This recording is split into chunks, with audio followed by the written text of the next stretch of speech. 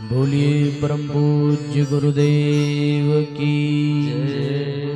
बोलिए गायत्री माता की जय।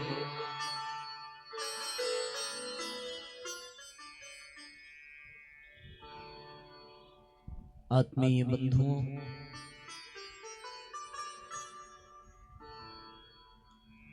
विगत 5 दिनों से हम सभी नित्य निरंतर परम पूज्य गुरुदेव के आध्यात्मिक विचारों को आत्मसात कर रहे हैं।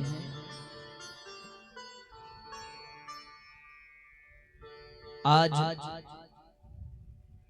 इस 5 दिवसीय आयोजन का अंतिम सत्र है। आज के बाद इस आयोजन का हम कोई अतिरिक्त लाभ प्राप्त नहीं कर पाएंगे। आज के इस सत्र को विसर्जित होने के पश्चात आप सब पुनः अपने दिनचर्या में तल्लीन हो जाएंगे। आप लोग भी यहाँ से विदा हो जाएंगे और हम लोग भी यहाँ से विदा हो जाएंगे। जिस प्रकार अपना कोई प्रिय परिजन विदा होता है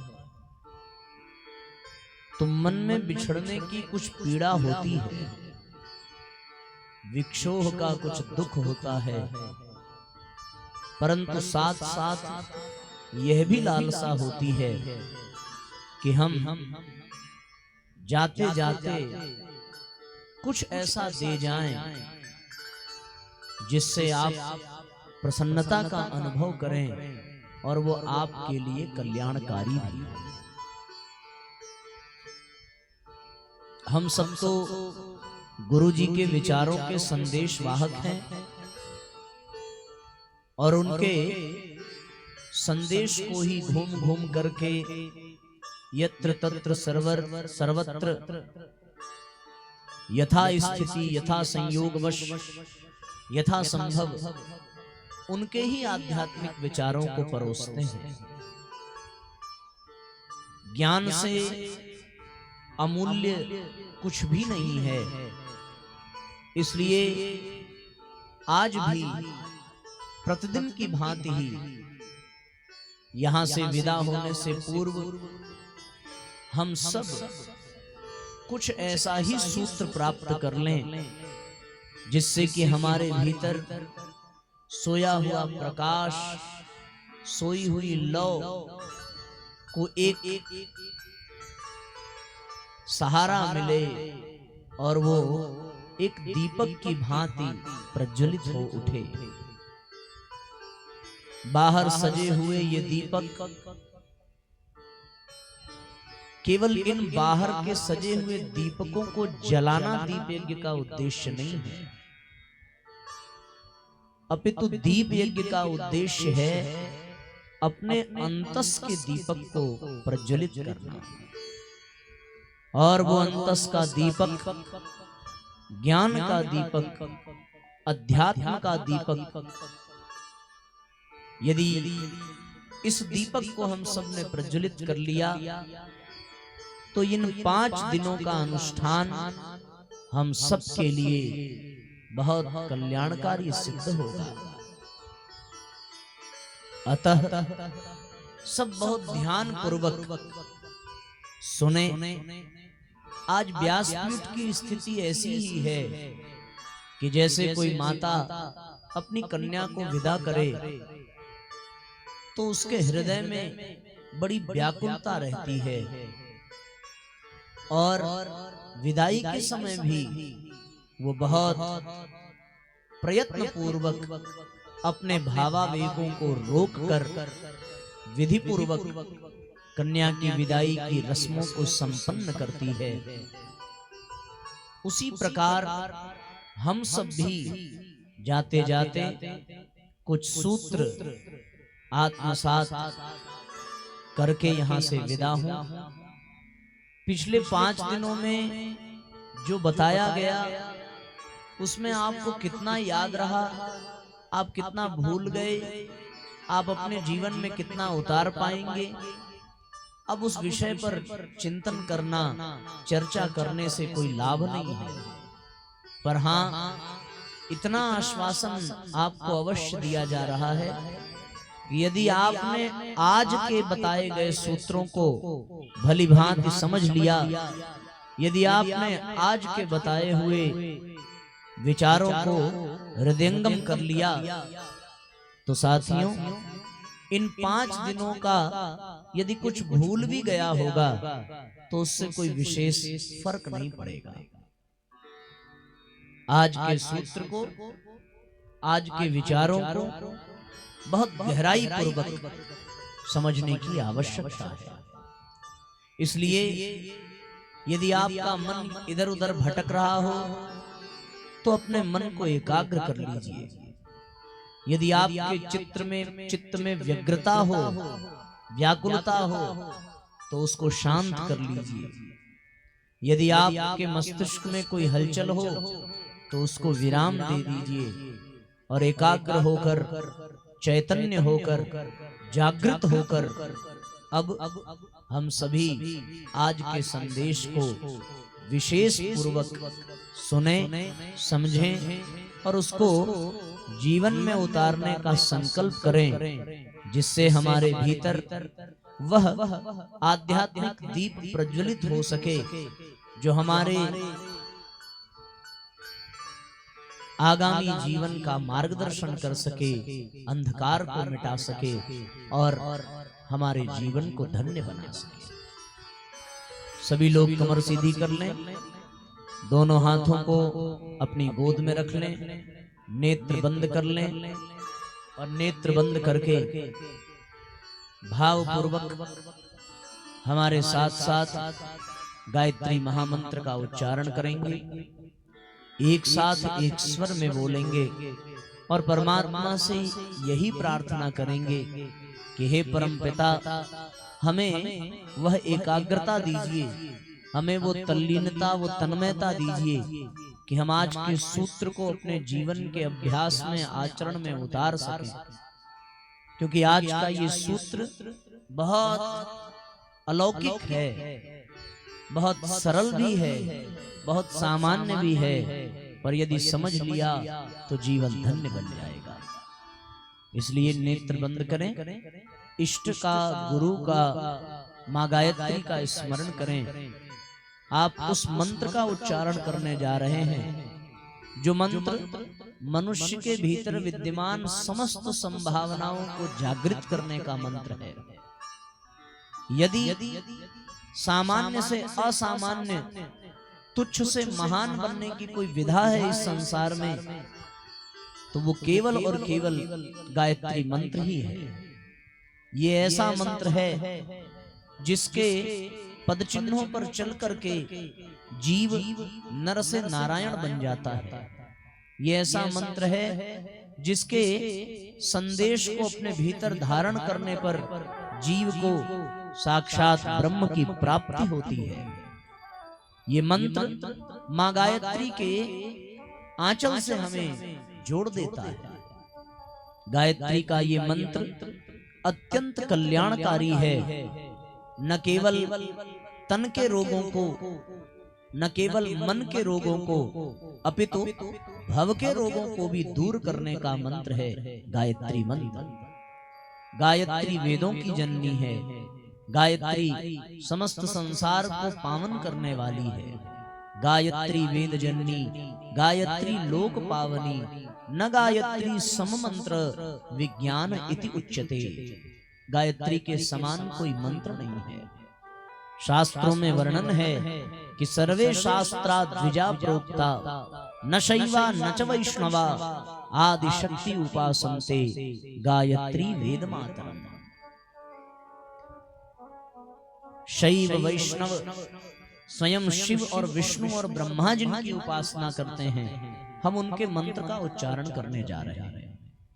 तो सजग हो जाएं, चैतन्य हो जाएं, एकाग्र चित्त हो जाएं, नेत्रों को अपने बंद कर लें और बड़ी श्रद्धा से, बड़ी भावना से गायत्री महामंत्र का भावपूर्वक उच्चारण करेंगे। ओम भूर्भुवः स्वाहा तत्सवितुर्वरेण्यं भर्गो देवस्य धीमहि धियो यो नः प्रचोदयात्।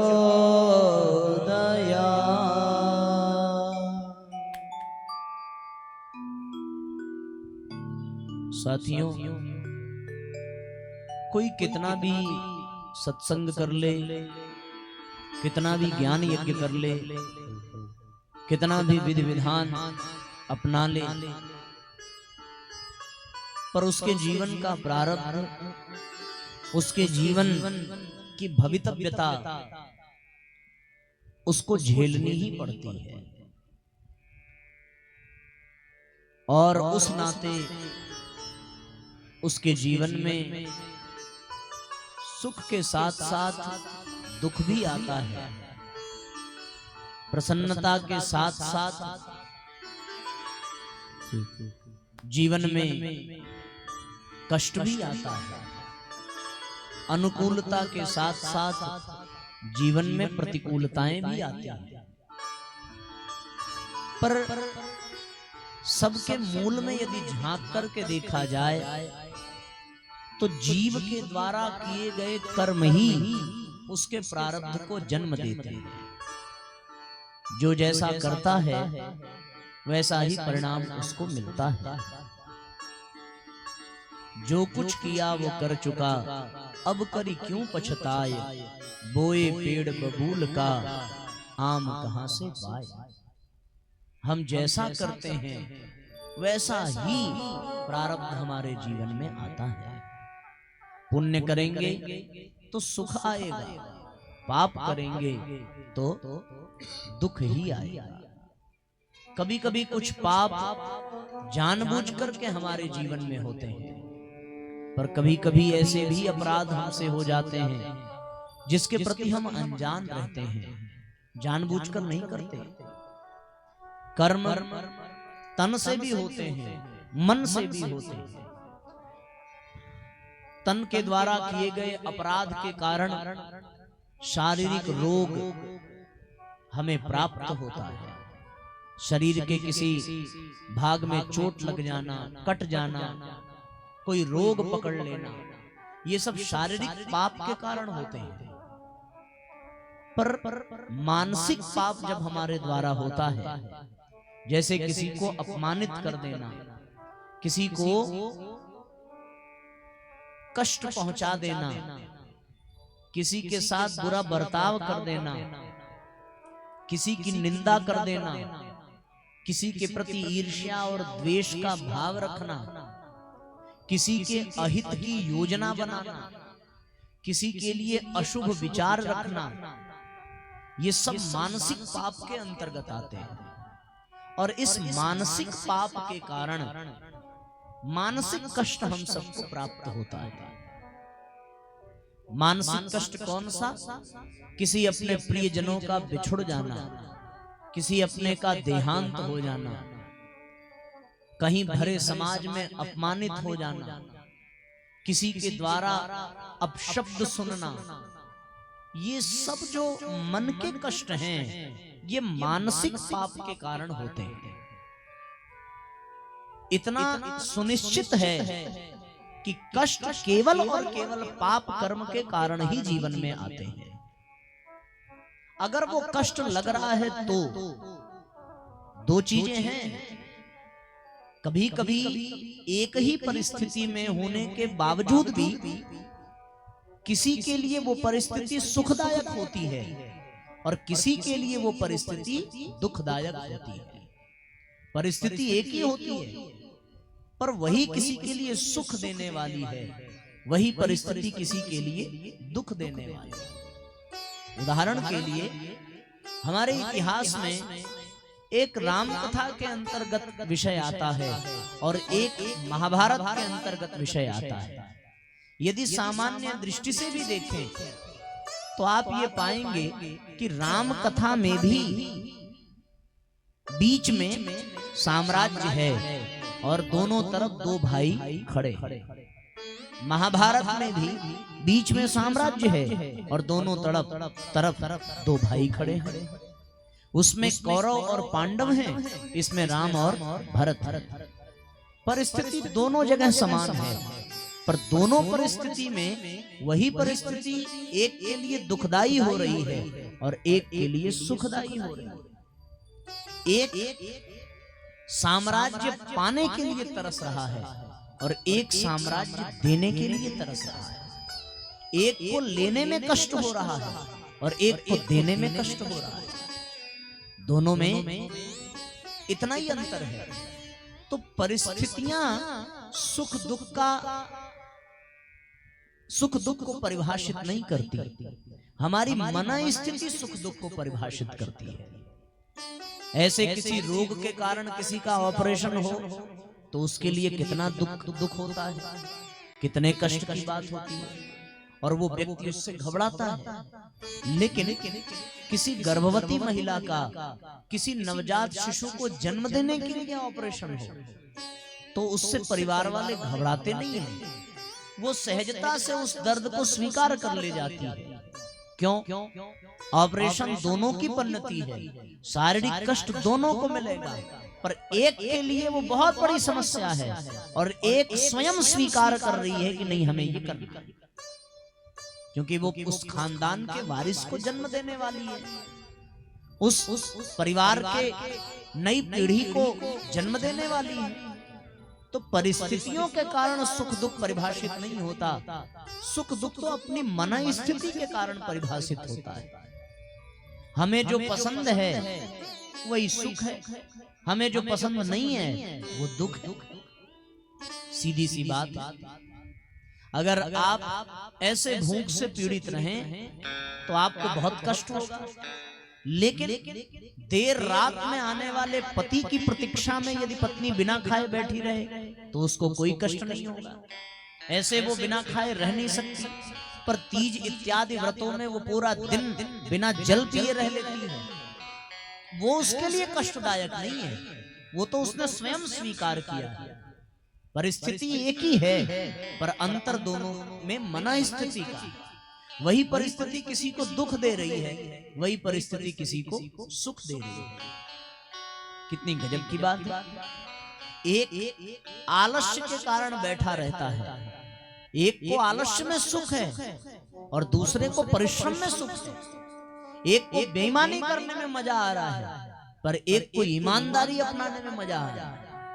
एक बड़ी प्यारी घटना आती है कि एक व्यक्ति अपना काम कराने के लिए दफ्तर में गया और दफ्तर में पहुंचा तो उसे एक ईमानदार अफसर मिला। लोगों ने कहा कि भैया सब तो हो जाएगा, पर ये आदमी घूस नहीं लेता। सामान्यतया लगभग 5 से 10 गुना अधिक वो रिश्वत देने को तैयार हुआ, उसके बावजूद भी वो अफसर रिश्वत लेने को तैयार न हुआ। और फिर उस व्यक्ति ने कहा कि आप एक बार फिर से विचार कर लीजिए, इतनी बड़ी रिश्वत की पूंजी आपको कहीं से कोई देने वाला इस संसार में नहीं मिलेगा। तो उस ईमानदार अफसर ने कहा कि आप भी ध्यान से सुन लीजिए कि इतनी बड़ी रिश्वत की पूंजी ठुकराने वाला आपको इस संसार में दूसरा कोई नहीं मिलेगा। किसी को ईमानदारी में खुशी मिलती है, रास्ते में जाते हुए कोई किसी को गिरा देने में सुख पाता है, पर कोई किसी को गिरने से बचा देने में सुख पाता है। कोई किसी को दुख देने में सुख पाता है और कोई किसी को सुख देने में सुख पाता है। तो अंतर क्या है? अंतर मन स्थिति का है, अंतर परिस्थिति का नहीं है। परिवार में सब हैं और परिवार में सबके लगभग स्थितियां समान ही होती हैं। हर परिवार में सास बहू है, हर परिवार में भाई भाई है, हर परिवार में देवरानियां हैं, हर परिवार में जेठानियां हैं, हर परिवार में नाते रिश्तेदार हैं, हर परिवार में खर्च है, हर परिवार में त्योहार है, हर परिवार की परंपरा है, हर परिवार की दिनचर्या है। परिवार में सभी सदस्यों का कार्य भी बटा है। लेकिन फिर भी किसी किसी परिवार में बहुत प्रसन्नता है और किसी किसी परिवार में बहुत कष्ट है। ये जो मनमुटाव है, ये जो आपसी अनबन है, इसके पीछे का कारण क्या है? केवल एक ही कारण है कि दोष परिस्थिति में नहीं है, दोष मन स्थिति में है। अगर गहराई से विचार करके देखो तो भला कैकेयी ने राम को वन जाने के लिए कह दिया तो ये राम की माता कैसे बर्दाश्त कर लेती? जैसे ही राम ने कहा कि माँ मुझे अयोध्या का नहीं वन का राज्य दिया है पिताजी ने, तो कौशल्या ने तुरंत डपटते हुए कहा कि तुम्हारे पिता का दिमाग खराब हो गया है राम, पिता से अधिक ऊंचा दर्जा माता का होता है, सो मेरी आज्ञा है कि तुम वन नहीं जाओगे। फिर राम मुस्कुरा करके कहने लगे कि माता अगर केवल पिता की आज्ञा होती तो मैं सच में न जाता, पर तुझे पता है माता ने भी आज्ञा दी है वन जाने को। कौन सी माँ ने आज्ञा दी? कैकेयी मैया ने कहा है वन जाने के लिए। अब तो कौशल्या का भाव ही बदल गया। अब कौशल्या के मुख से निकला कि राम जहां तुम रहोगे अयोध्या वहीं रहेगी। अगर माता ने कहा है तो तुम अवश्य बन जाओ। सोच के देखो, अब आज की अगर कोई महिला हो और उसके लड़के को उसकी देवरानी या जेठानी या कोई दुर्व्यवहार करे, आज की महिला क्या करेगी? आज की महिला उसको जिंदा छोड़ेगी? बेटे को तो बाद में समझाएगी, पहले तो वो उसी के कमरे में जाएगी और उसका हाथ अगर बढ़ेगा तो सीधे उसके बाल की तरफ ही बढ़ेगा और जीभ से कोई शब्द निकलेगा तो वो अपशब्द ही निकलेगा। आंख से स्नेह की नहीं क्रोध की धारा फूटेगी। मन से जो भाव उठेगा वो भाव नहीं दुर्भाव होगा। तो विचार करो ऐसा क्यों? किसके कारण? मन स्थिति के विकृत हो जाने के कारण। केवल मन स्थिति बदल गई। विचार करके देखो, वही भाइयों की कथा राम कथा में भी आती है, मानस में, और उन्हीं भाइयों की कथा महाभारत में भी आती है। क्यों? राम भरत चचेरे ही भाई तो थे और कौरव पांडव भी तो चचेरे थे। बल्कि आप यूं कह लो कि पांडवों में नकुल सहदेव दूसरी रानी के पुत्र थे और युधिष्ठिर भीम और अर्जुन दूसरी रानी के पुत्र थे, वो भी चचेरे थे, पर दोनों में अद्भुत प्रेम था। तो फिर ये दिक्कतें क्यों आती हैं? ये दिक्कतें आती हैं साथियों मन स्थिति के बिगड़ जाने के कारण। आदमी की जब चिंतन शैली बिगड़ जाती है, उसमें जब स्वार्थ घुस जाए, उसमें जब अहंकार घुस जाए, तो फिर परिवार कितना भी सुयोग्य हो, कितना भी सुंदर हो, कितना भी पढ़े लिखे लोग हो, कितना भी पैसा उस परिवार में आ रहा हो, वो परिवार नरक ही है। और अगर मन स्थिति ठीक हो जाए, सबकी चिंतन ठीक हो जाए, तो परिवार में कितनी भी गरीबी रहे उसमें आनंद ही आता। पैसे से सुख नहीं आता, परिवार में पढ़े लिखे लोगों से सुख नहीं आता। सुख आता है जब परिवार के सदस्यों का मन मस्तिष्क ठीक रहता है। अच्छा, अब ये भी है कि सब तो एक समान हो नहीं सकते, क्योंकि पांचों उंगलियां कभी बराबर नहीं होती। पांच की पांचों उंगलियां अलग ही होती हैं। वही कैकेयी थी जो राम से सर्वाधिक प्रेम करती थी, पर एक समय का कुचक्र चला, वो बदल गई। तो अब वो बदल गई तो क्या कौशल्या भी बदल जाए? वो बदल गई तो क्या सुमित्रा भी बदल जाए? अगर सब बदल जाते तो राम का परिवार उसी क्षण बिखर जाता और अयोध्या उसी क्षण बंट जाती। लेकिन अगर कैकेयी से कोई त्रुटि हो भी गई तो उस त्रुटि का किसी ने विरोध नहीं किया, बल्कि सबने उस त्रुटि को खुशी खुशी संभाल लिया। ये परिवार की भावना है, ये मन स्थिति की भावना है।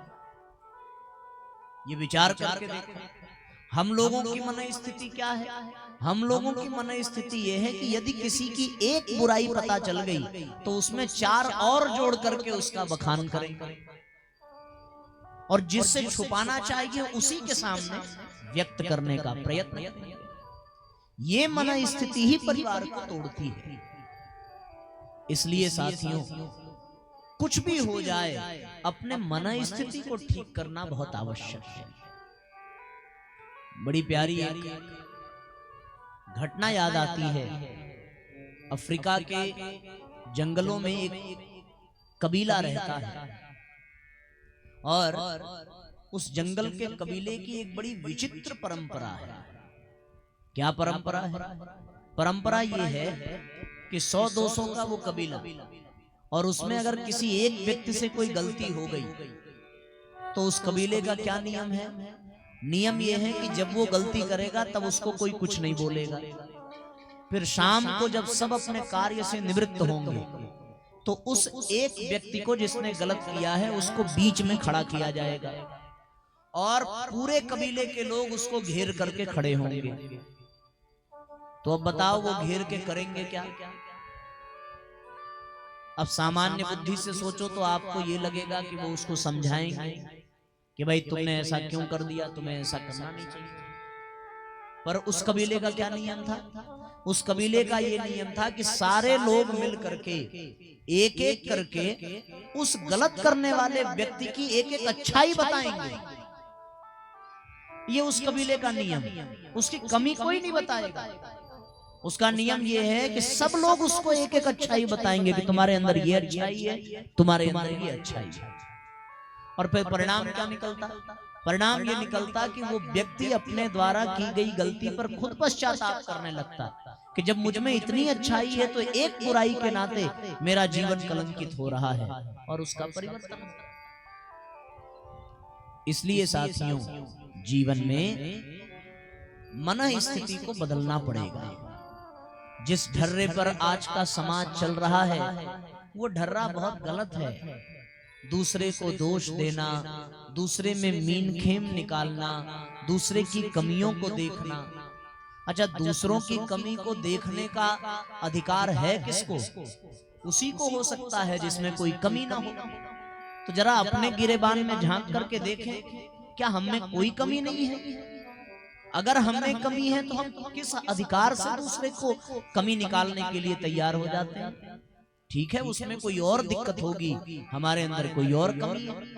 हम अपनी कमी को जब तक सबसे छुपा करके रख रहे हैं तब तक तो हम अच्छे हैं, लेकिन जिस दिन हमारी कमी उजागर हुई उस दिन हम कहां मुंह दिखाने लायक रह जाएंगे। एक बड़ी प्यारी घटना याद आती है कि एक बच्चा कहीं गया और चोरी करके ले आया। चोरी करके ले आया तो उसकी माँ उसको पीटने लगी। अब वो इतना मारने लगी कि वो बच्चा जोर जोर से चिल्लाने लगा। इतने में कोई पड़ोसन आई, उसने रोका, संभाला, बच्चे को प्यार से गोद में बिठाया, उसके आंसू पोंछे, और उसने बड़े प्यार से एक प्रश्न किया कि क्या बात है बेटा, तुमने चोरी क्यों की? उस बच्चे ने एक बड़ी अजीबोगरीब बात कह दी। क्या कहा पता है? उसने कहा कि मैंने चोरी कर दी तो कौन सा गुनाह कर दिया? मम्मी तो रोज चाची को दूध देने से पहले दूध चुराती हैं और उसमें पानी मिला करके देती हैं, तो उनको तो किसी ने नहीं मारा, और हमारे चोरी करने पर एक तो मन स्थिति ये भी है। सोचो तो क्या वो महिला बच्चे को चोरी करने पर डांटने की अधिकारी थी? कदापि नहीं थी। एक और घटना मैं आपको सुनाऊं। एक बच्चा स्कूल से कुछ सामान चुरा के ले आया। बड़े अमीर बाप का बच्चा था। उसके पिता बहुत ऊंचे ओहदे पर थे, और उस बड़े ओहदे के नाते स्कूल के लोग भी उनका सम्मान करते थे। तो उन्होंने ये विचार किया कि बच्चे ने चोरी किया है तो परिवार की बदनामी ना हो, इसको दबा दिया जाए और उनके पिता से जाकर के कहा जाए, तो वो बच्चे को समझाएंगे, वो सुधर जाएगा, संवर जाएगा। तो वो अध्यापक सब छोड़ करके उस बच्चे को लेकर उसके पिता के पास आए और आकर के कहा कि साहब आपके ये बच्चे ने कई बार विद्यालय में बार बार चोरियां की हैं। अब बहुत ध्यान से सुनना, जब उन्होंने कहा कि आपका बच्चा बार बार विद्यालय में चोरी करता है, तो पता है पिता ने क्या जवाब दिया? पिता ने बच्चे को ही डांटना प्रारंभ किया, और डांटते हुए उसने क्या कहा कि तुम्हारे लिए मैं ऑफिस से अच्छी अच्छी चीजें उठा करके ले आता हूं, फिर तुमको विद्यालय में चोरी करने की क्या जरूरत है? तो अध्यापक तो उसके पापा का पैर ही पकड़ लिए कि महाराज अब समझ में आया कि ये बच्चा अभाव के नाते नहीं, स्वभाव के नाते चोरी कर रहा है, कि जब बाप ही उठा के ला रहा है तो फिर ये काहे नहीं उठा के लाएगा? तो अब बताओ, क्या ऐसे माता पिता क्या कभी अपने बच्चे को डांटने के अधिकारी हैं? अक्सर लोग कहते हैं कि महाराज इसका पढ़ने में मन नहीं लगता। मैं भी पलट के यही जवाब देता हूं कि जरा आप अपने बचपन में झांक के देखो, आप कितना पढ़ रहे थे। ठीक है, अच्छी बात है, हर पिता का ये सपना है कि उसका बच्चा पढ़े लिखे योग्य बने, लेकिन हम ये क्यों भूल जाते हैं कि वो बच्चा है? हम उस बच्चे में क्यों बहुत बड़े डॉक्टर का दर्शन करना चाहते हैं? हम उस बच्चे को क्यों प्रधानमंत्री की कुर्सी पर देखना चाहते हैं? अरे उसका अपना भाग्य है, अपना प्रारब्ध है। हमारा तो कर्तव्य था कि उसको अधिक से अधिक चेतावनी देना, उसको सजग बनाए रखना, पर हम तो उसके गले के लिए फांसी का फंदा बन जाते हैं। कुछ माँ बाप तो यहाँ तक कह देते हैं कि यदि इस बार 90% नहीं आया तो हम तुमसे रिश्ता खत्म कर लेंगे। परिणाम क्या निकलता है? बच्चा अवसाद में चला जाता है, और जब उसका सच में 90% से कम आवे तो वो घर आने पे डरता है। और ऐसे ही बच्चे समाज में आत्महत्या के शिकार होते हैं और उनका मन घबराता है अंदर अंदर। विचार करके देखिए, तो दिक्कत कहाँ है? दिक्कत बच्चे में नहीं है, दिक्कत अपनी मन स्थिति में है, और कहीं नहीं। ये हर व्यक्ति के ऊपर लागू होती है। आप सोच करके देखिए, परिवार में सास भी है, बहू भी है। सास की मन स्थिति क्या होती है? सास की मन स्थिति ये होती है कि दूसरे घर से आई है तो हमारे अंडर में रहे, ये सास की मन स्थिति है। बहू की मन स्थिति क्या होती है कि 5 लाख दहेज दे के आए हैं, हमको कुत्ता काटा है, हम अंडर में रहेंगे। लो, मन स्थिति बदलने की आवश्यकता है। अब इसी मन स्थिति को पलट दो। सास ये सोचने लगे कि मेरी अपनी बेटी तो विदा हो गई, न जाने वो कैसे होगी, पर दूसरे बेटी का अगर मैंने बेटी की तरह ध्यान रखा तो निस्संदेह मेरी भी बेटी को वहां अच्छी देखभाल मिलेगी। बना ले बहू को बेटी। तो कौन सी बहू है जो मां नहीं चाहती है? कौन नहीं चाहता? शुरुआत तो करनी पड़ेगी, मन स्थिति तो बदलनी पड़ेगी। आप सोच करके देखो, आपकी किसी से परिवार में बनती नहीं है, आपका परिवार में ईर्ष्या का भाव है, तो उससे लाभ क्या है? विचारो, विचार करके देखो। चलो मान लिया कि वो गलत ही है, तो वो तो गलत है ना, तो उसके गलती में तुम ईर्ष्या में क्यों जले जा रहे हो? पूज्य गुरुदेव ने कहा कि ईर्ष्या इंसान को उसी तरह खा डालती है जैसे कपड़े को कीड़ा खा डालता है। ईर्ष्या किसने किया? आपने। दंड किसको मिलेगा? जी किसका जलेगा? बेचैनी किसको होगी? रात की नींद किसकी उड़ेगी? बीपी किसका बढ़ेगा? टेंशन किसको होगी? उसको होगी जिसने ईर्ष्या की है। जिसने गलती की वो तो गलती करके मजे में है, उसका तो कुछ नहीं बिगड़ा। बिगड़ा किसका? हमारा बिगड़ा। अब इसी मन स्थिति को पलट दो। वो गलती करे उसके पहले ही उसको माफ कर दो, पहले ही माफ कर दो, एकदम तैयारी में रहो। एक बार तो 2 बार देख करके उसका स्वभाव तो पता चल गया ना, तो अब जैसे ही वो गलती करे उसके पहले, हाँ मुझे पता था ये ऐसे ही करेगा, जाने दो, जिसकी जैसी बुद्धि है। अब ये एक शब्द जाने दो, केवल एक शब्द जाने दो, जो जैसा करेगा वैसा पाएगा। केवल इतना बोलने से ही नींद किसकी पूरी होगी? आपकी पूरी होगी। बीपी किसका मेंटेन रहेगा? आपका रहेगा। पसीना किसको नहीं आएगा? आपको नहीं आएगा। टेंशन किसको नहीं होगी? आपको नहीं होगी। कितना कहने से जाने दो, जैसा करेगा वैसा पाएगा, बात खत्म। मन स्थिति बदल गई, परिस्थिति बदल गई, बस इतना ही करना था। क्यों इतना परेशान होना, क्यों पूरे परिवार को बदलने का ठेका अपने सिर पे लेके रखना। पूज्य गुरुदेव ने कहा कि क्रोध करने का मतलब जानते हो? क्रोध करने का मतलब है जले हुए कोयले को अपने हाथ में लेकर उस व्यक्ति को खींच के मारना। तो मारोगे तो बाद में, पहले हाथ किसका जलेगा? जरा विचार करके देखो, कोई परिवार में देवरानी ही गलती कर दे, चलो सास ही गलती कर दे, बच्चा ही गलती कर दे, पति ही गलती कर दे, उसने तो गलती कर दी। अब आपको आवे गुस्सा और आप एकदम स्वतंत्र होकर के क्रोध करो, कोई आपको रोकने वाला है नहीं, करो क्रोध। तो फिर क्रोध से नुकसान किसका हुआ? विचार करो। मैं आपको एक सच्ची घटना बताऊं। एक आदमी, अच्छा आदमी क्रोध करने का कारण कैसे ढूंढता है? सोचो जरा। घर में आया भोजन करने, पत्नी ने भोजन बनाया, भोजन थोड़ा नमक कम ज्यादा हो गया, नाराज हुआ, बहुत गुस्सा हुआ। इतना दिन हो गया तुमको भोजन बनाते, आज तक तुमको समझ में नहीं आया, ऐसा बनाया वैसा बनाया। अच्छा पत्नी बेचारी भी टेंशन में हो गई कि भाई बढ़िया तो बनाया था, गड़बड़ हो गई, चलो भाई हाथी है।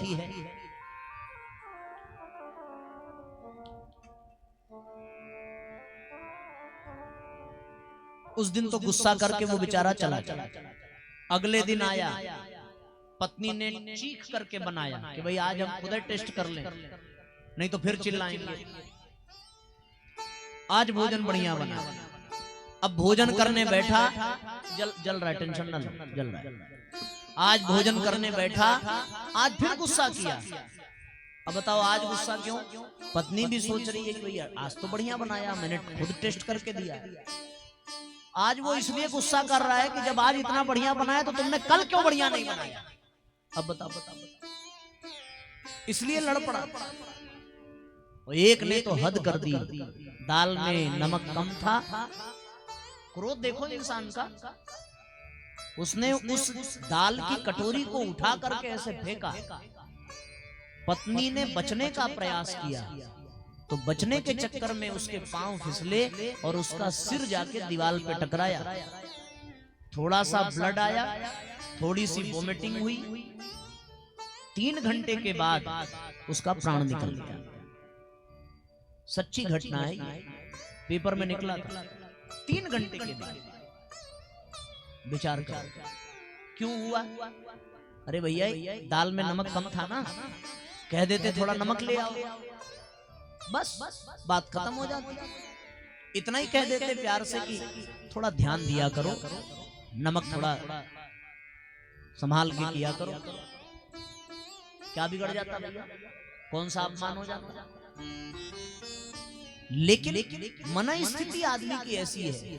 अच्छा ये मन स्थिति है क्यों? पत्नी है, हम पुरुष हैं तो हम दबा के रखेंगे, हम शादी करके ले आए हैं, इसकी हिम्मत कैसे हुई हमारे सामने बोलने की? सोचो, ये मन स्थिति है। और इस मन स्थिति के कारण परिवार का सत्यानाश होता है। इसलिए साथियों, परिवार में अपनी मन स्थिति को ठीक करना बहुत आवश्यक है। परिस्थितियां कभी नहीं बदलने वाली हैं, परिस्थितियां जैसी हैं वैसी ही रहेंगी। लोग कहते हैं कि साहब हमें कोई उपाय बता दो, कोई उपाय बता दो, ये कर दो वो कर दो, आप हमें बता दो हम कर देंगे, उसके बदले में कर देंगे। कतई लाभ मिलने वाला नहीं जब तक सामने वाला खुद तैयार ना हो, ये जान। इसलिए हम किसी के लिए केवल प्रार्थना कर सकते हैं, सच्चे मन से भगवान से प्रार्थना केवल कर सकते हैं। अगर उसको बदलना है, अपने आप को बदलो, अपनी मन स्थिति को बदलो। अगर हमने अपनी मन स्थिति को बदल दिया तो फिर कहीं कोई दिक्कत नहीं आएगी। विचार करके देखो मन स्थिति बदलती कैसे है। हमारे इतिहास में 3 महापुरुष हुए। एक का नाम था नरसिंह मेहता, एक का नाम था संत एकनाथ और एक का नाम था संत तुकाराम। नरसिंह मेहता गुजरात में हुए, एकनाथ और तुकाराम महाराष्ट्र में हुए। तीनों के जीवन की आप परिस्थिति देखो। नरसिंह मेहता की पत्नी का देहांत बहुत कम उम्र में हो गया, ठीक है। संत एकनाथ की पत्नी संत एकनाथ से जो है बहुत प्रेम करती थी और उनके हर निर्णय में उनके साथ रहती थी। और संत तुकाराम की पत्नी अत्यंत कर्कश स्वभाव की। अब उनकी कर्कशता को सोचो कि एक बार संत तुकाराम अपने शिष्यों के साथ ज्ञान चर्चा कर रहे थे और पत्नी को आई गुस्सा। जब देखो मंडली बिठा करके खाली बरबर बरबर बरबर बरबर, न काम न धंधा न कुछ, ये भी न सोचना घर कैसे चलेगा। बोलना चालू किया। 10 मिनट बीता, 20 मिनट बीता।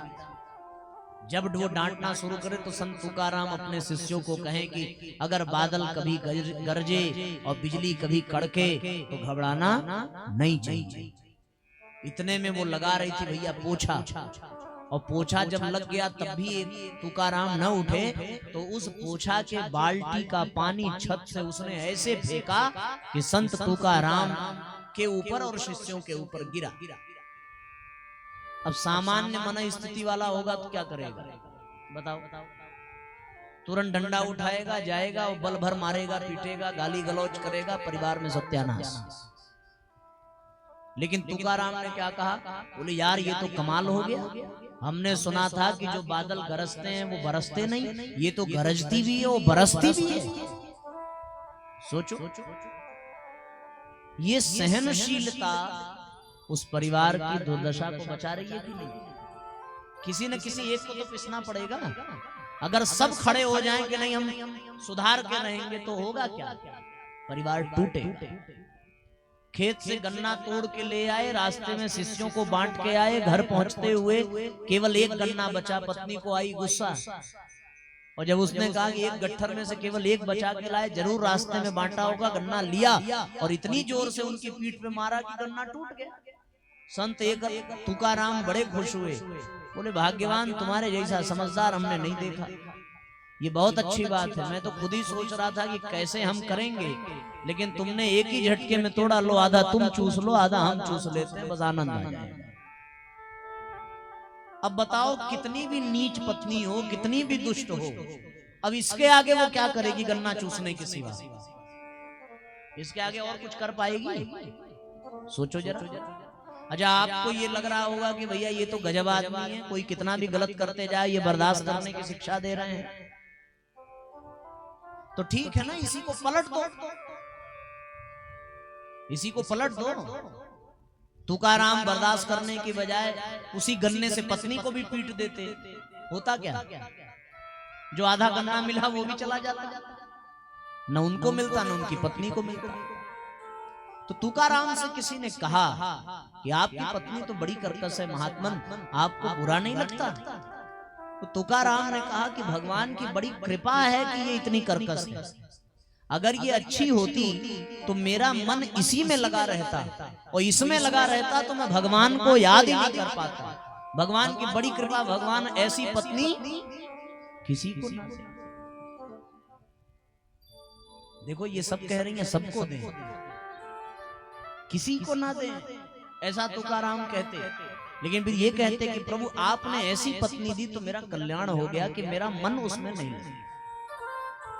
एकनाथ क्या कहते हैं अपनी पत्नी के विषय में कि प्रभु की बड़ी कृपा है कि उन्होंने ऐसी पत्नी दी है कि वो धर्म के कार्य में हमारा सहयोग करती है। और नरसिंह मेहता क्या कहते हैं कि अच्छा हुआ भरी जवानी में पत्नी चली गई, अगर वो जिंदा रहती तो उसकी जिम्मेदारियां निभाने में ही हमारी जवानी बीत जाती। अब तो भगवान का ध्यान करने के सिवा कोई काम ही नहीं। देखो, मन स्थिति बदल जाए तो परिस्थितियां अपने आप बदल जाती हैं, और अगर मन स्थिति गड़बड़ा जाए तो परिस्थिति कितनी भी अच्छी हो कभी हो सकती है। ठीक, एक और आपको मैं उदाहरण दूं। लोग कहते हैं साहब हमारा जीवन झोपड़ी में बीत गया, गरीबी में बीत गया, इसमें बीत गया, उसमें बीत गया। ठीक है, अब आप कल्पना केवल करना कि जिसका जीवन झोपड़ी में बीत गया उसको आप 1 घंटे के लिए 5 स्टार होटल में छोड़ दो। 1 घंटे के लिए वो झोपड़ी में रहने वाला आदमी जो सिगरेट पीता हो, बीड़ी पीता हो, सुरती खाता हो, पान खाता हो, 1 घंटे भैया वो 5 स्टार होटल में रह जाए, 1 घंटे बाद आप उस 5 स्टार होटल में जाओ तो वो होटल भी झोपड़ी जैसा ही आपको मिले। क्योंकि पान सुरती खाने की आदत, तो वो जहां रहेगा वहीं थूकेगा, वही कोना लाल हो जाएगा। आपने देखा है कभी सरकारी दफ्तरों में जाकर के, कचहरी चले जाओ और सरकारी बिल्डिंगों में चले जाओ, कितने कर्मचारी लगे हैं सफाई में। आप चले जाओ स्टेशन पर चले जाओ और बड़े बड़े जगहों पे चले जाओ, एयरपोर्ट साफ मिलेगा। क्यों? क्योंकि वहां समझदार लोग जा रहे हैं। पर स्टेशन कितना भी साफ करा लो मिलने वाला नहीं है। क्यों? क्योंकि मोदी जी कितना झाड़ू मार दें, जब तक गंदा करने वाला सांस नहीं लेगा तब तक सारी झाड़ू बेकार है। तो बदलने की आवश्यकता परिस्थितियों को नहीं है, आवश्यकता बदलने की है मन स्थिति। जब मन स्थिति बदल जाए तो परिस्थिति अपने आप बदल जाती है। इसलिए साथियों, अपने मन को बदलना बहुत आवश्यक है। और परिवार को यदि सुंदर बनाना है, सुखी बनाना है, तो मन को बदलना पड़ेगा। बड़ा प्यारा एक गीत हम लोग गुनगुनाते हैं। घर वै के मंदिर बनैबे, तीर्थ हम पूजे न जइबे। घर वै के मंदिर बनैबे, तीर्थ हम पूजे न जइबे। घर वै के मंदिर बनैबे, तीर्थ हम पूजे न जइबे। घर वै के मंदिर, एक साथ तालियां बजाइए। पूजे न जइबे हो, पूजे न जइबे, पूजे न जइबे हो, पूजे न जइबे। घर वै के मंदिर बनैबे, तीर्थ हम पूजे न जइबे। घर वै के मंदिर बनैबे, तीर्थ हम पूजे न जइबे। दोनों हाथ ऊपर उठा करके एक साथ तालियां बजाइए, एक साथ गुनगुनाइए।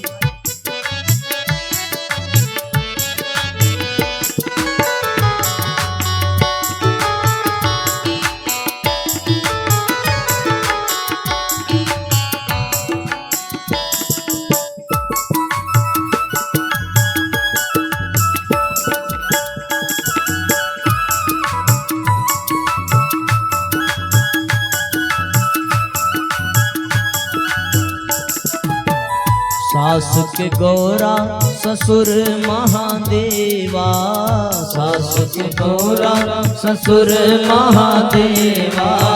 सास के गौरा ससुर महादेवा, सास के गौरा ससुर महादेवा। पति जी के विष्णु बनैबे, तीर्थ हम पूजे न जइबे। पति जी के विष्णु बनैबे, तीर्थ हम पूजे न जइबे। घर वै के मंदिर बनैबे, तीर्थ हम पूजे न जइबे।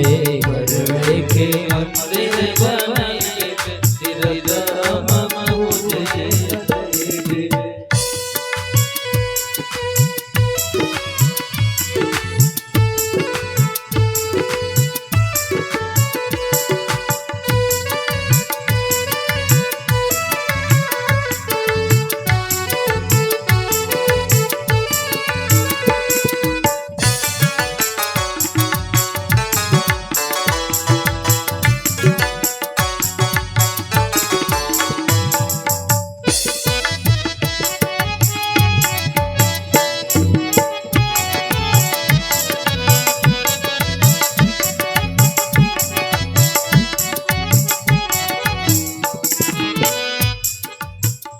अभी सास ससुर को गौरी और शंकर बनाने की बात, अब मन स्थिति को बदल दो। ठीक है, मत बनाओ गौरी शंकर और पति को विष्णु, तब परिवार में कैसा माहौल होगा ये भी समझो। सास के लोटा ससुर जी के सोटा, सास के लोटा ससुर जी के सोटा, सास के लोटा ससुर जी के सोटा, सास के लोटा ससुर जी के सोटा। पति जी के बेलना देखैबे तीरथ हम पूजे न जइबे, पति जी के बेलना देखैबे तीरथ हम पूजे न जइबे।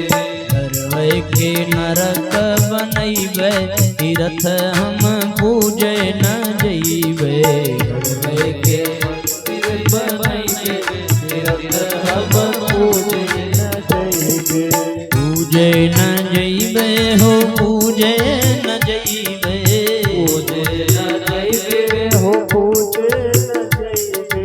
करवै के मंदिर बनैबे तीरथ हम पूजे न जइबे, करवै के मंदिर बनैबे तीरथ हम पूजे न जइबे। इतना ही है और केवल कहने का सार बस इतना है भैया कि अपनी मन स्थिति ठीक हो जाए और स्थितियां अपने आप ठीक हो जाए। किसी को यदि बदलना भी हो परिवार में तो वो परिवर्तन ना यदि हो सकता है तो केवल और केवल प्रेम से ही हो सकता है। मार के, डांट के, डरा के कभी नहीं हो सकता। जरा विचार करके देखो ना कि एक ही माँ के पेट से दो भाई पैदा हुए, बचपन साथ में बिताए, खेले कूदे, लड़े झगड़े, बड़े हुए, शादी विवाह हुआ, एक ही थाली में भोजन करते, एक दूसरे का खूब ध्यान रखते। फिर हुआ क्या जो बंटवारा हो गया?